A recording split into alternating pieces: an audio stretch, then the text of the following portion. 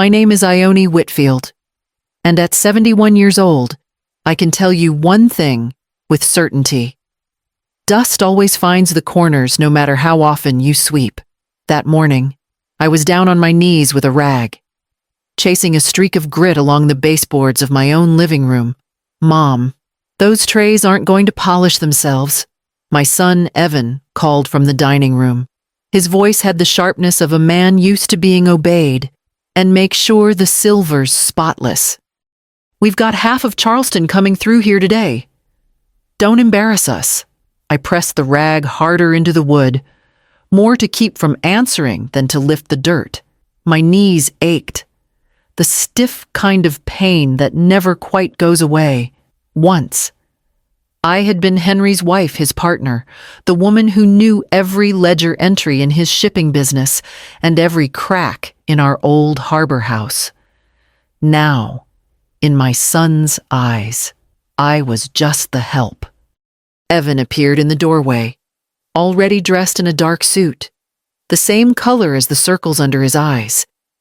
"And don't forget to dust the frames." Sierra's mother notices things. Behind him, Sierra swept past, perfume trailing, her heels clicking across the floorboards Henry and I had saved 2 years to restore. She gave me a thin smile, the kind that says thank you for serving. Then she began rearranging the flower arrangements I'd placed by hand, without a word of acknowledgement. I folded the rag in half, hiding the tremor in my fingers. This was my husband's funeral day. My heart was breaking, yet here I was, polishing trays and wiping frames like the hired help. Memories pressed in the nights I cooked double portions so Evan could invite friends. The years I sewed his shirts when money was tight. The mornings I woke before dawn to make sure his uniform was pressed. Every sacrifice blurred together into this moment, me on the floor. Invisible, I rose slowly, dust clinging to my skirt, and reached for the stack of serving trays waiting by the counter. My reflection in the silver was warped, tired, but mine. I carried them to the dining table, where candles were already set for the mourners who would soon arrive. Evan adjusted his tie and glanced at me. "Just keep moving. Mom, today's important." He didn't mean my grief. He meant appearances. And as I laid the trays down, I realized the day was only just beginning. The morning of Henry's funeral began, not with prayer, but with orders. Evan stood in the kitchen doorway with a yellow legal pad, his handwriting scrawled into neat little boxes, each one a task he had assigned to me. "The florist is due at 9. Make sure they have water in the vases. Coffee urns need to be set up by the back porch. And for heaven's sake, keep the foyer clear. Sierra wants space for the photographers. My husband's casket hadn't even left the mortuary, and my son was planning photo angles. I held the list between my fingers. The paper smudged where his pen had pressed too hard. Not a single note about the sermon Henry had wanted or the hymns he used to hum on our walks. No mention of the man we were meant to be honoring. Just instructions, as if this day was a corporate function. I went to the pantry and pulled down my old apron. The fabric was faded at the ties, stained faintly with years of meals cooked and floors scrubbed. I looped it around my waist and knotted it tight. It wasn't protection, it was armor. The only way I knew to keep moving when grief threatened to still me. Sierra swept in, her black dress already perfect, phone glued to her ear. "Yes, the reception's at the house, but only family in the front pews," she said, brushing past me without pause. Her perfume lingered after she was gone, sharp and floral. So unlike Henry's steady scent of cedar and soap. The clock chimed 9. I filled urns with water, lined the trays with sandwiches, and pressed napkins flat against porcelain plates. My hands worked on instinct, as if keeping busy might keep me from collapsing. From the living room, Evan's voice rose again. "Mom, move faster. Guests will be arriving soon." I paused, my fingers tightening on the edge of the tray. This was Henry's farewell, but I was still expected to serve, not to mourn, and for the first time, I wondered how much longer I could carry both roles. The church was heavy with the scent of lilies, their sweetness pressing down on me as if grief itself had taken on a perfume. The hymns ended. The pastor's words drifted into silence, and the congregation shuffled out in solemn clusters. I stayed back, still in the rear pew where Evan had insisted I sit so the front rows would look proper. I was gathering my gloves when I noticed him, a tall man in a charcoal suit, standing by the side door. His hair was silver at the temples, his gaze fixed on me with unsettling intent. When I hesitated, he stepped forward, lowering his voice so only I could hear, "Mrs. Whitfield." I nodded, wary. "My name is Marcus Vance. I represented your husband." He extended a leather folder, the kind Henry used to keep in his desk drawer. "There are matters he asked me to discuss with you privately. Today, if possible." I glanced toward Evan, who was busy shaking hands with church elders, his smile broad and practiced. He didn't notice us. I followed Marcus into a side alcove where stained glass painted the walls with fractured light. He opened the folder, his hand steady. "Your husband established a trust 10 years ago. Its assets have grown considerably. As of last quarter, its value stands at $93 million. For a moment, I thought I hadn't heard him correctly. 93 million! My breath caught, the number too large, too unreal. Marcus continued, his tone measured. "You, Mrs. Whitfield, are the controlling trustee. No disbursement can be made without your written consent. Not to your son, not to anyone."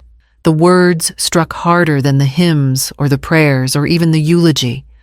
I wasn't just a widow polishing trays. I wasn't the servant my son had shaped me into. Henry had left me holding the pen that could change everything. I pressed my hands together to keep them from shaking. Through the stained glass, I could see Evan laughing with relatives, unaware. For the first time in years, something shifted inside me. Not fear, not duty, but the faintest flicker of power. That evening, when the house was finally empty of mourners and clattering trays, Marcus returned. He carried the same folder, though this time he placed a sealed envelope gently on the table before me. My name was written across the front in Henry's careful script. My fingers trembled as I broke the wax. Inside was a letter, pages yellowed slightly at the edges, but every word steady. "My dearest Ione, if you are reading this, I am gone. I need you to know why I chose to hide certain things, even from Evan. Over the years, I watched our son borrow against what he had not earned, cover debts with charm, and lean on your kindness until it became expectation. I feared what might happen if the weight of our fortune fell into hands unprepared to carry it, so I built safeguards. The trust is strong, and it will only move with your hand guiding it. You have always been the steady one, the one who knew when to mend, when to save, when to wait. I trust you, Ione, not because you are my wife, but because you are the wisest person I have ever known. Use what is there as you see fit. Protect yourself. Protect what matters. And never forget you were the best part of my life. My love goes with you. Always." By the time I reached the final line, tears blurred the page. For years I had bent under Evan's commands, believing my voice no longer carried weight. But here was Henry, even in death, telling me it did. He had trusted me with more than money. He had trusted me with judgment, with dignity, with our family's future. I pressed the letter to my chest, sobs shaking loose from a place I hadn't dared touch all day. The lilies, the sermons, the endless lists. None of them had honored Henry the way this letter did. In his quiet way, he had left me not only a fortune, but the proof that I had always mattered. The morning after I read Henry's letter, Evan appeared at the breakfast table with Sierra at his side. They carried pastries from the corner cafe, a rare gesture wrapped in paper bags. Evan poured my coffee. His smile stretched too wide. "Mom," he began, laying a small stack of papers on the table. "We know this has been overwhelming. Dad left so many details. Sierra and I thought we'd help you get ahead of it. Just some routine forms. Signatures here and there. Nothing complicated." Sierra reached for my hand, her voice dripping warmth. "We only want to take the burden off you." I slid the papers closer. The pages were half filled, lines blank where numbers should have been, signature blocks waiting like open traps. Titles, vague, transfer, authorization, consent agreement. The edges of my stomach tightened.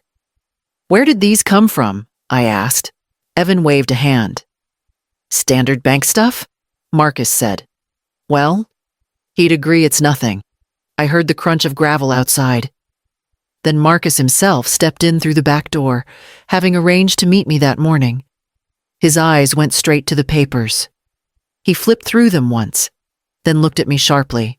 "Don't sign a thing," he said. His voice cut the air clean. "These aren't standard. Half the terms are missing. Anyone could fill them in after your signature." Evan flushed. "Marcus, come on, you're scaring her. It's just housekeeping." But I saw it then, the flicker of impatience beneath Evan's polished smile. The way Sierra's fingers tapped against the table too quickly, their sweetness wasn't kindness. It was strategy.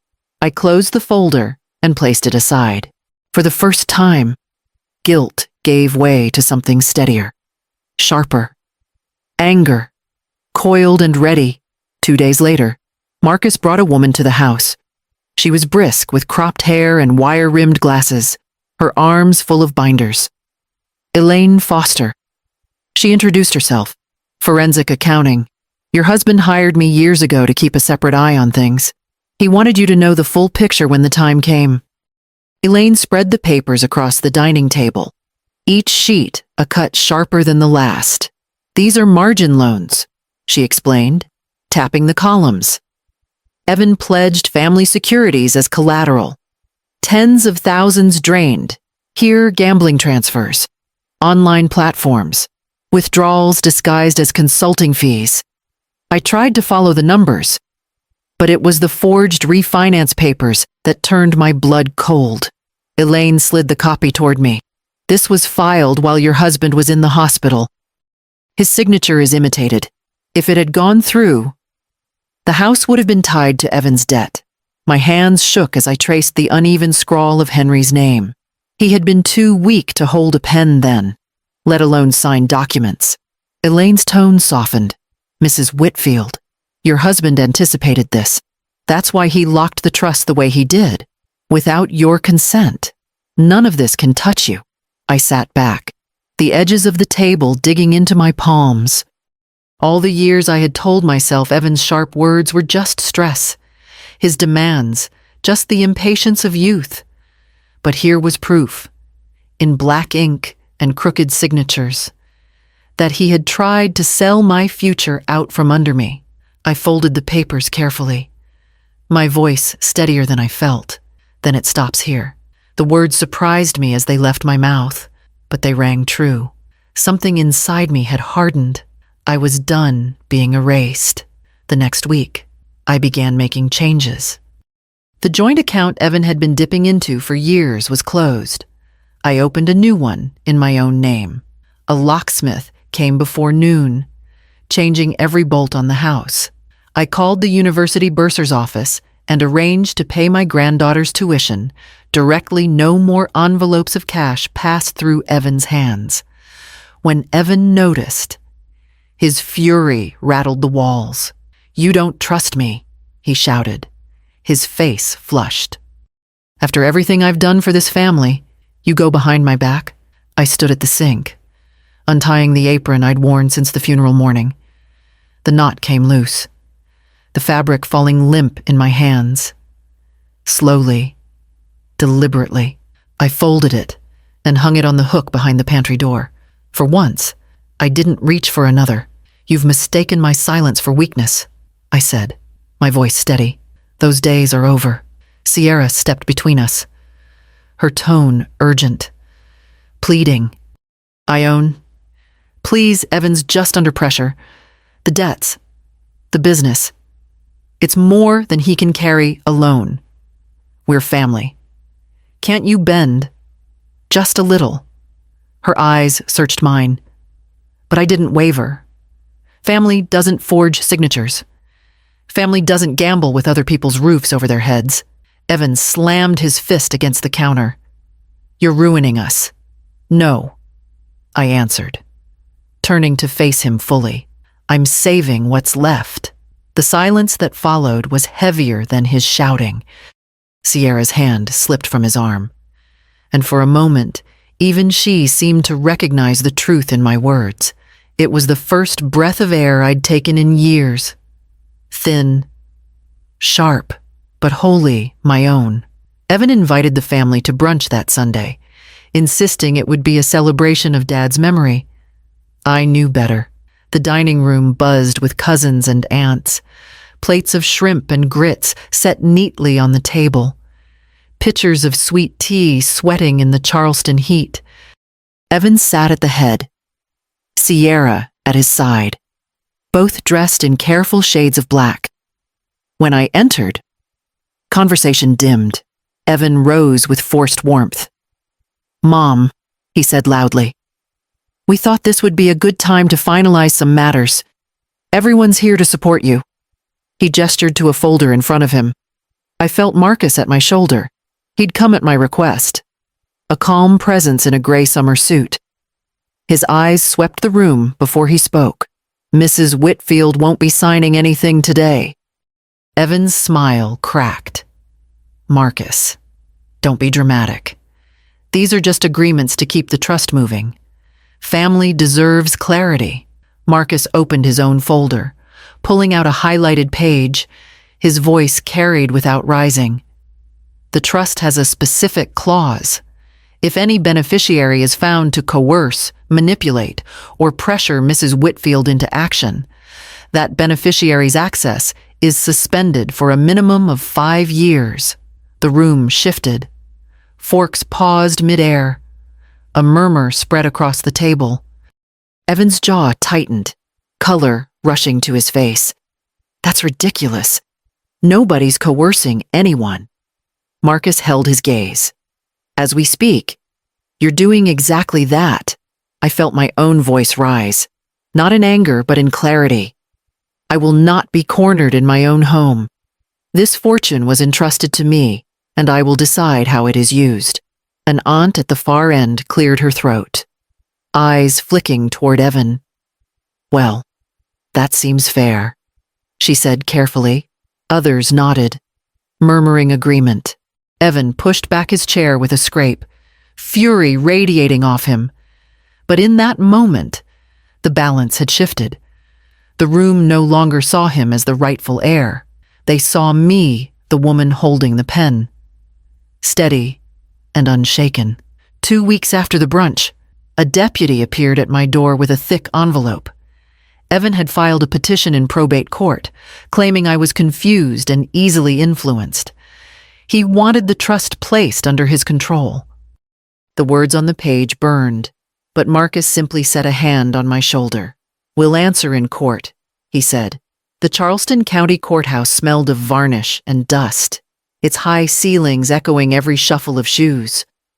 Evan sat at the petitioner's table in a tailored suit, Sierra tight-lipped beside him. He avoided my eyes, but I saw the tension in the set of his jaw. My side of the room was quieter. Marcus flipped through his files, calm as a man reading the weather. Beside him sat Elaine, the forensic accountant, binders stacked neatly at her feet. When the judge entered, Evan's lawyer began with a polished plea. I was 71, recently widowed, overwhelmed by numbers beyond my comprehension. Evan, he argued, only sought to protect me. Marcus rose slowly. Your Honor, protection is not the issue. Control is. He presented the refinance documents, Henry's signature clumsily forged. Then he displayed screenshots of Evan's text to Sierra. Get her to sign before Marcus interferes. The courtroom stirred at that. Elaine testified next, laying out the margin loans and gambling losses. Her voice was steady, her numbers unassailable. If Mrs. Whitfield had signed those incomplete forms, the trust assets would already be compromised. The judge leaned forward, eyes sharp. Mrs. Whitfield, do you understand the responsibilities of a trustee? I stood, my palms damp but my voice steady. Yes, Your Honor. I understand exactly what Henry entrusted to me, and I intend to protect it. Silence fell. The gavel came down. Petition denied. The court finds Mrs. Whitfield fully competent. Further, the petitioner is ordered to repay the prior $250,000 advance taken from family accounts. Evan's face collapsed into disbelief. I sat down slowly, the weight of years lifting from my chest. The law had spoken, and for once, it had spoken my truth.